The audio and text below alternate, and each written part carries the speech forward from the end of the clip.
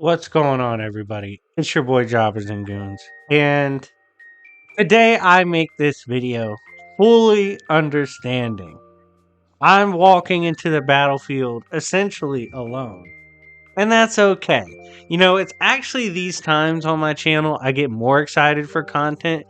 But sometimes you feel like you're going through the motion, right? Like if you guys have been watching me for a long time, maybe your opinions kind of form the same as mine. Maybe you think along the same lines. Maybe your opinions of characters are similar. It's not too often these days. I have a moment where most of my fan base votes against what I think on a topic. And that gets me excited because maybe I can change some minds. Maybe I can start a dialogue. Maybe I could get some fun conversations started. And by the way, check out my Discord. We do games, prizes, D&Ds, giveaways, and more. And if you disagree with me or agree with me on this topic, regardless, you can join, chop it up, have a good time, and discuss your opinion on this topic. I personally see Sukuna versus Madara as not even close, and let's get into why I say that.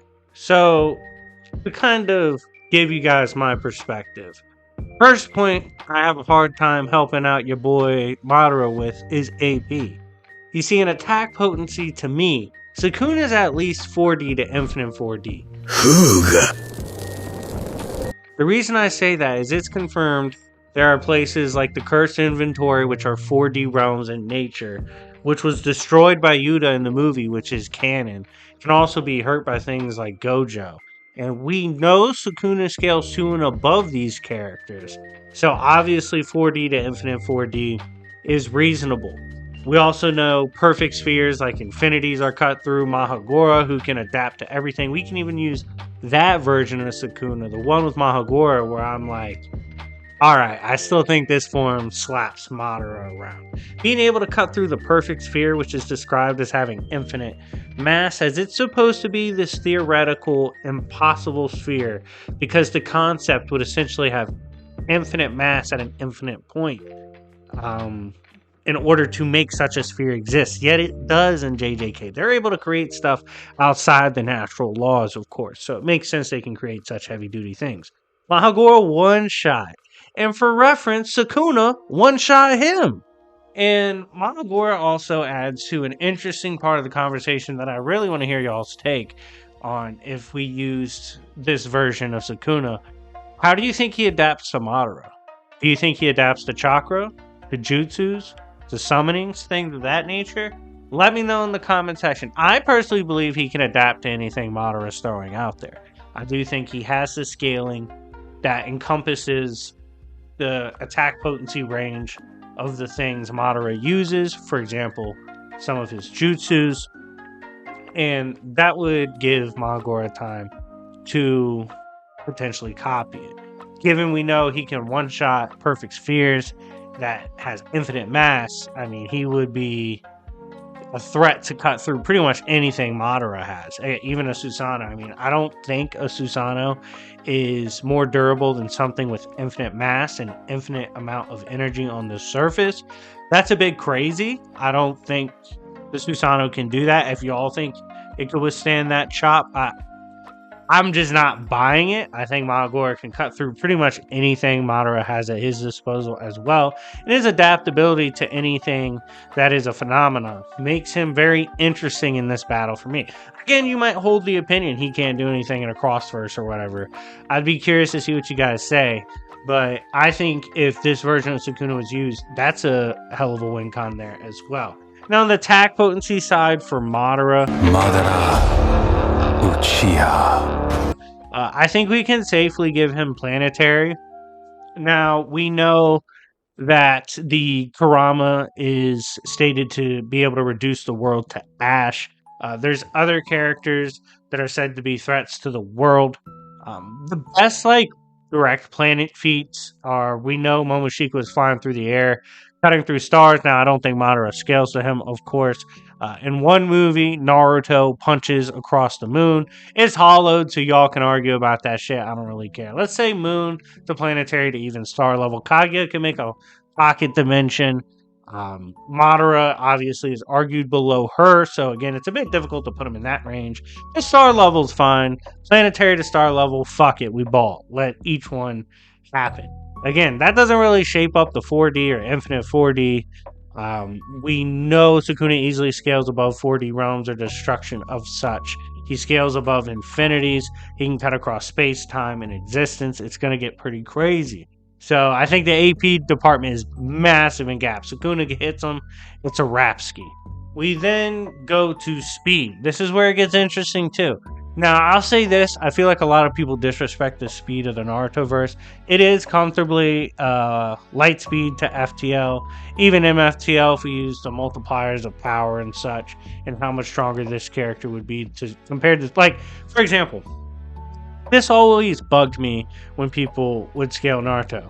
They would scale some of the later characters to, like, Lightning Plus. Dude, little kid Kakashi could tag Lightning. Like, shut the hell up. They're obviously Lightning timers, if not above. As kids, no way you think Kakashi didn't get stronger. So, that's a bit weird. Madara himself has light speed attacks. However, I don't think his speed's crazier than something like Gojo being able to move and act within a realm without time. This is a timeless realm he was sealed in. He could weigh down the realm in the box to make it drop that he was sealed in. Again, time did not exist here, yet he was still moving, able to function and such. That's a pretty crazy higher meta feat. That would be inaccessible. Madara doesn't really have anything of that range. We do know they bring forth tachyon particles as well and infinities of imaginary mass. Now, tachyons are supposed to inherently be FTL. I guess you could argue that if you're saying they're not what really tachyons are. It's up to you. But regardless, they do have arguments for inaccessible. So to me, even on that ending, given they say between the highest tiers in the verse, in the lower ends, like Jugo, it's like an immeasurable distance, an immeasurable void, so to speak. It would make sense that they're this extremely fast, as they're monsters compared to anybody else. So I'd probably give the speed edge as well, pretty comfortably with the higher end arguments to Sukuna if these two were to match up in a death battle. Now, to me, the biggest hurdle I first thought of for a potential win con for Madara was genjutsu. However, a couple things come to mind that I want to touch on. First, Madara doesn't really use genjutsu. Only time he's really done it is to take over and force the Bijou to work for him. Besides that, it's not really his thing. When he did use Infinite Tsukiyomi, that was a prepped jutsu. I want to compare that to the Infinite Void, or the knowledge of the universe. All things, everything at the exact same time. As a mind hacks, I personally don't see anything in Naruto being bigger than this, stronger than this. I'm curious to hear what you guys have to think about it, but to me, I think scaling to and above that, being able to endure that, the fact that within reason, no sorcerer scaled him would have been able to take him down. This was known even from his past, and it was logically including sorcerers that knew how to use telepathy or telepathic attacks. So he should be able to stand against this. This is probably the one where I'm like, it could get weird, I guess, if you try to argue the universal knowledge hack isn't really a mind hack, which is kind of weird, but I guess you can go for it. Regardless, I think that's like the one thing Madara has going for him in this. Besides, he does have versatility, but you have to scale to something for the versatility to matter. And in this instance, I don't see Madara scaling to Sukuna. So due to the much higher AP, the higher meta speed arguments, the fact that his soul is on a completely different level, even if Madara was to go for soul hacks, we know specifically Sukuna can easily withstand that, even not at full power. But at full power, my god, like he casually scales above things that can destroy 4D containment and curse inventory stuff, as well as he scales above characters that bare minimum can like stop black holes that would easily destroy the world. There's a lot of crazier scaling for JJK that I find it weird that people ignore. For an example, when you typically see Gojo thrown around, you see him thrown against people like Goku. Like that was a trend of versus battles. You don't see people putting Madara against Goku. So I guess I was a little surprised that like the general public thinks Madara would slap Sukuna. I personally don't see it being close. I think Sukuna just vastly outscales him, especially at full power. And I think he'd be a nightmare if Madara ran into him. And so if I was a betting man, I would bet on Sukuna. Anyways, guys, let me know what you think in the comment section down below.